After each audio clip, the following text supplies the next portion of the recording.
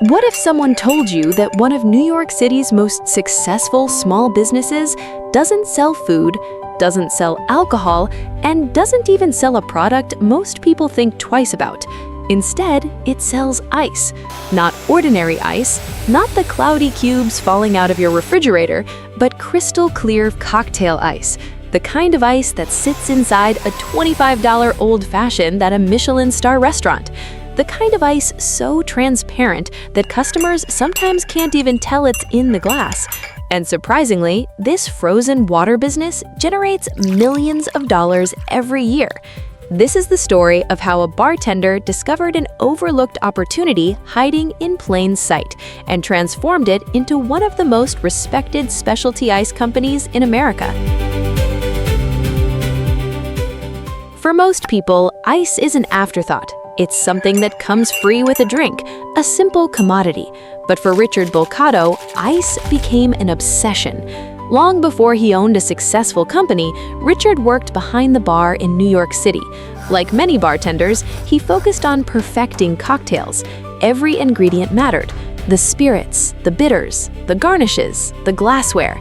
Yet one ingredient was consistently ignored: ice. And that's where he saw an opportunity.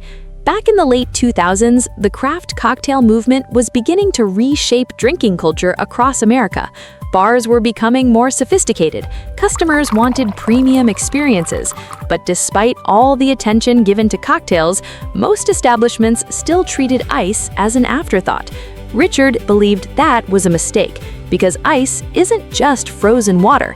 It affects dilution, temperature, presentation, and ultimately flavor. The better the ice, the better the drink. That simple realization would eventually change his life. The turning point came when Richard and his business partner opened a cocktail bar called Dutch Kills in Queens, New York. They wanted every detail to be perfect, but when they inspected their first batch of ice, they discovered something disappointing. The blocks were cloudy, discolored, and nowhere near the standard they wanted. Instead of accepting mediocre ice, they searched for a better solution. Eventually, they sourced crystal clear ice blocks from a local ice sculptor. The reaction from customers was immediate. People were fascinated. The ice looked beautiful, luxurious, almost invisible inside the glass. It elevated the entire drinking experience. And soon, customers began asking an unexpected question: "Can I buy this ice?" At first, Richard wasn't interested. He ran a bar, not an ice company. But the requests kept coming, again and again and again. That's when he realized there might be a market much larger than he originally imagined. Most entrepreneurs don't start with perfect conditions, and Richard was no exception.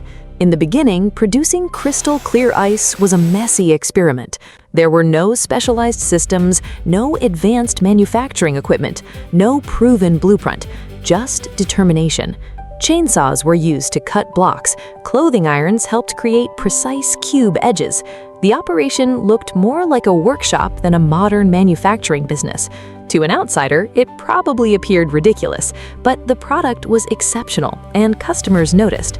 What began as a solution for one cocktail bar slowly evolved into something much bigger: a dedicated ice company, one built around quality rather than convenience. Creating premium cocktail ice is far more complicated than most people realize. You can't simply freeze water and expect perfect results. Air bubbles, minerals, impurities, all of these factors create cloudy ice. To achieve crystal clarity, the freezing process must be carefully controlled. Water needs continuous circulation. Temperature must remain consistent. Oxygen must be removed. Every step matters. At 100 weight ice, the process starts with New York City tap water. The water is heavily filtered before entering specialized freezing machines. These machines continuously circulate water during the freezing cycle. As the ice forms, impurities are pushed away instead of becoming trapped inside. The result is something remarkable: massive blocks of perfectly clear ice, each weighing roughly 300 pounds, and that's only the beginning. Imagine arriving at work before sunrise every day, walking into freezing temperatures, lifting hundreds of pounds repeatedly, operating heavy machinery while surrounded by giant frozen blocks. This isn't the glamorous side of entrepreneurship people usually see on social media. This is manufacturing, real manufacturing, and it requires discipline. The team begins work early in the morning, some days before most New Yorkers have finished their first cup of coffee. Large ice blocks are harvested from the machines and transported into storage freezers. Workers carefully move and prepare them for processing. Every block represents hours of production. One mistake could damage inventory or create safety risks. The work demands focus, precision, and experience. Then comes the cutting process. This is where raw ice transforms into premium products. Modified chainsaws slice massive blocks into manageable sections. Specialized equipment creates uniform cubes. Industrial saws shape slabs. Other machines craft spheres. Some of the company's products are completely customized. Luxury hotels, corporate events, and premium liquor brands often request engraved ice.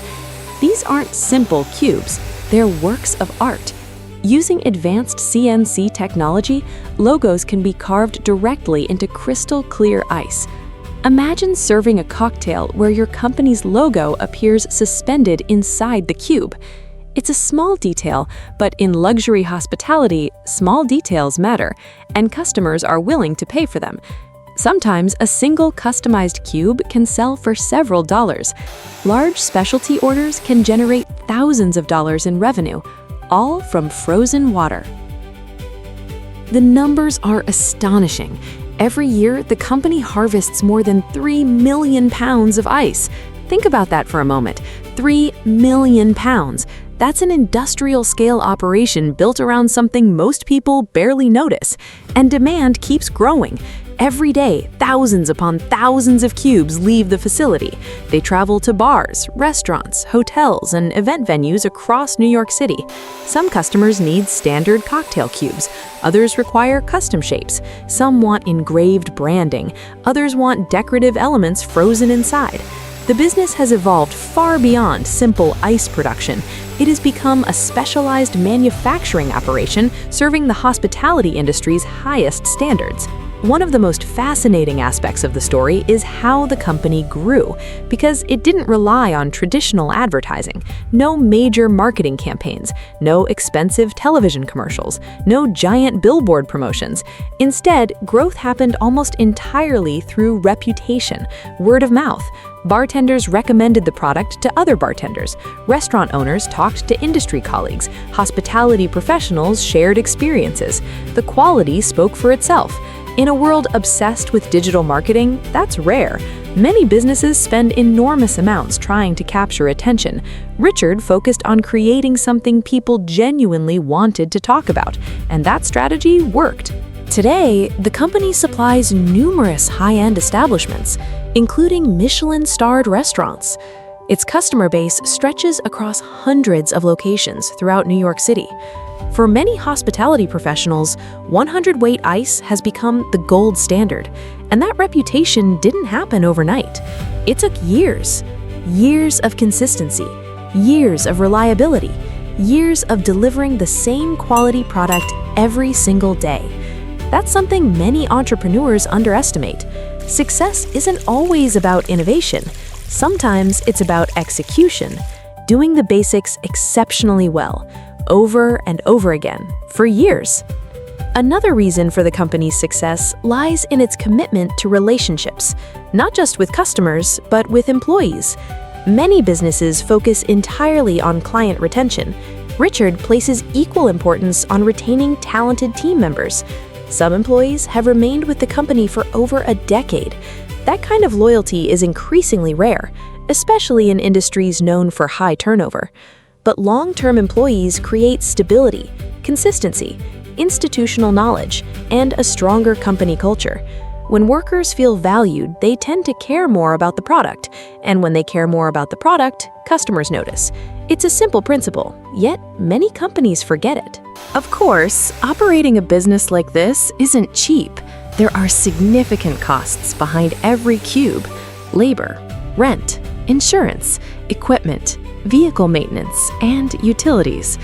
Delivering ice presents unique logistical challenges. The product must remain frozen during transportation. That requires specialized refrigerated vehicles. These aren't ordinary delivery vans. They're highly customized machines designed specifically for cold chain distribution. Each vehicle represents a major investment, and maintaining them adds additional costs. Yet these expenses are necessary because reliability is everything. A restaurant preparing for evening service can't afford a missed delivery. The ice has to arrive, every time, on schedule.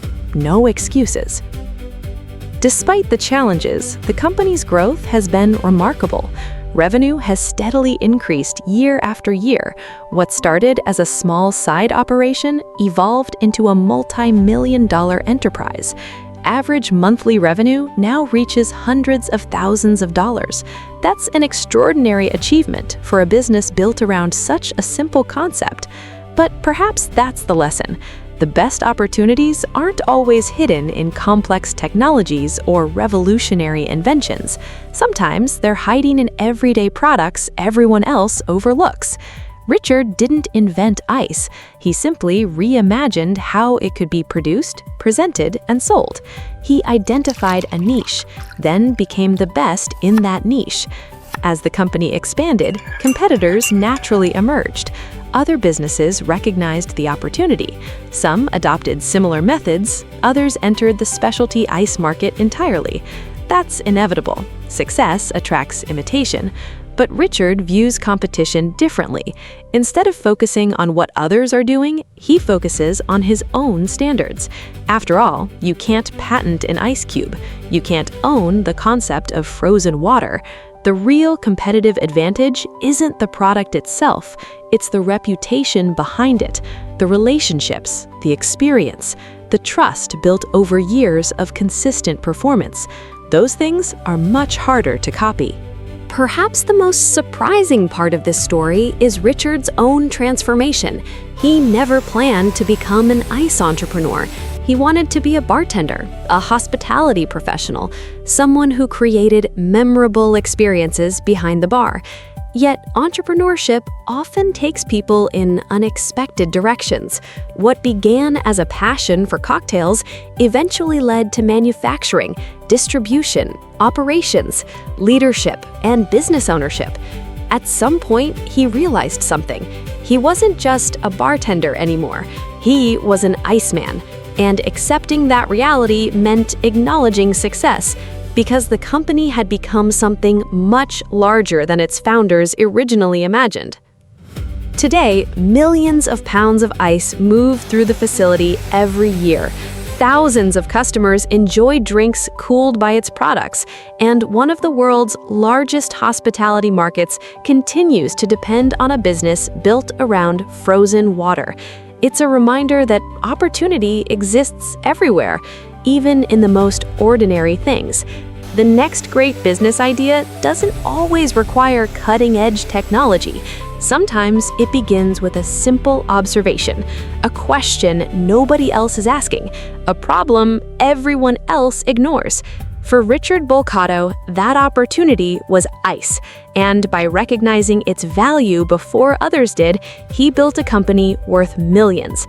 Not from software, not from finance, not from artificial intelligence, but from one of the oldest and simplest products on Earth, frozen water. And in New York City, that turned out to be a very profitable business indeed.